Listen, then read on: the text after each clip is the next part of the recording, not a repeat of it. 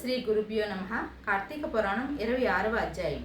దూర్వాసుడు శ్రీహరిని శరణవేడుట. శ్రీహరి హితబోధ. ఈ విధంగా అత్రి మహాముని అగస్త్యునితో దూర్వాసుని కోపం వల్ల కలిగిన ప్రమాదములు తెలిసి వృత్తాంతమిట్లు తెలియజేసెను. ఆ విధంగా ముక్కోపి అయిన దూర్వాసుడు భూలోకము, భువర్లోకము, పాతాళలోకము, సత్యలోకములో తిరిగి అన్ని లోకముల్లోనూ తనకు రక్షించువారు లేకపోవడం చేత వైకుంఠమందున్న మహావిష్ణువు కడకు వెళ్ళి, వాసుదేవ, జగన్నాథ, శరణాగత రక్షక, బిరుదాంకిత, రక్షింపుము. నీ భక్తున్నైన అంబరీషుని కీడు చేయదలిసి నేను బ్రాహ్మణును గాను ముక్కోపినై మహా అపరాధం చేసి తిని. నీవు బ్రాహ్మణ ప్రియుడువు. బ్రాహ్మణుడువైన భృగుమహర్షి నీ యురముపై తన్నెన్నో సహించితివి. ఆ కాలి గుర్తులు నేటికి నీ వసస్థలమందున్నవి. ప్రశాంత మనస్కుడివై అతన్ని రక్షించినట్లే కోపంతో నీ భక్తుణ్ణి శాపమిచ్చిన నన్ను కూడా రక్షింపు శ్రీహరి. నీ చక్రాయుధము నన్ను చంపబోచున్నది అని దూర్వాసుడు శ్రీమన్నారాయణ పరిపరి విధములా ప్రార్థించను. ఆ విధంగా దూర్వాసుడు అహంకారమును వదిలి తన్ను ప్రార్థించుట చూసి సిరినవ్వు నవ్వి, దూర్వాస, నీ మాటలు యథార్థములు. నీ వంటి తపోనిధులు నాకు అత్యంత ప్రియులు. నీవు బ్రాహ్మణ రూపన పుట్టిన రుద్రుడువు. నిన్ను చూసిన వారు 3 లోకములందు భయపడకుందురా. నేను త్రికర్ణముల చేత బ్రాహ్మణులకు మాత్రమే ఎట్టి హింస కలిగించను. ప్రతి యుగమందు గో, దేవ, బ్రాహ్మణ, సాధు జనులకు సంభవించే ఆపదలను పోగొట్టుటకు ఆయా పరిస్థితులకు తగిన రూపం ధరించి దుష్ట శిక్ష రక్షణ గావింతును. నీ కారణంగా అంబరీషుని శపించితివి. నేను శత్రువుకైనను మనోవాక్కాయములందు కూడా కీడు తలపెట్టును. ఈ ప్రపంచమందు గల ప్రాణి సమూహమున నా రూపంగానే జూతును. అంబరీషుడు ధర్మయుక్తంగా ప్రజాపాలన చేయుచుండును. కానీ అటువంటి నా భక్తునికి నీవు అనేక విధములా దూషించితివి. నీ ఎడమ పాదంతో తన్నితివి. అతని ఇంటిపై నీవు అతిథిగా వచ్చి కూడా వేలకు రాని ఎడల 12 గడియలు దాటకుండా భుజింపమని అంబరీషునికి చెప్పితివి.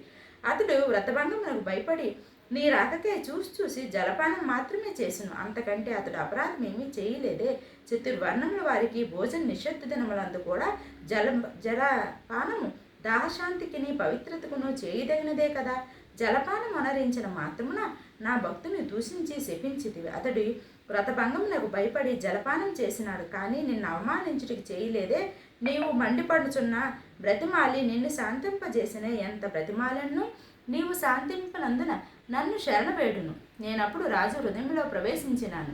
ఏ శాప ఫలము 10 జన్మల్లో అనుభవించునని పలికి వాడును నేనే. అతడు నీ వలన భయంచే నన్ను శరణవేడుచుండును. కానీ తన దేహమందు తాను తెలుసుకునే స్థితిలో లేడు.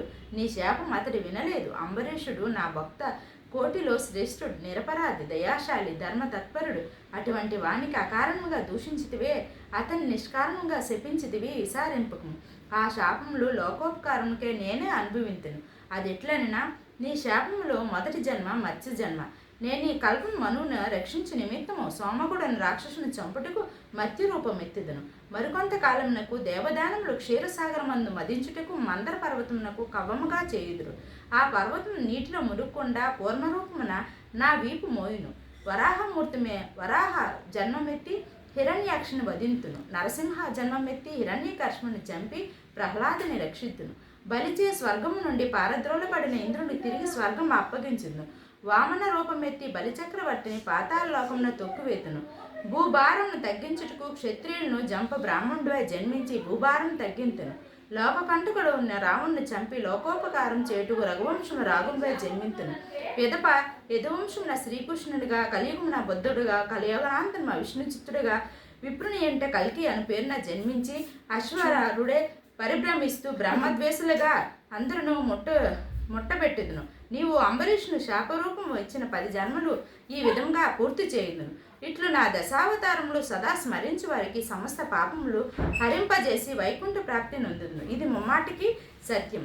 26వ రోజు పారాయణం సమాప్తం. ఓం శ్రీ గురుభ్యో నమః.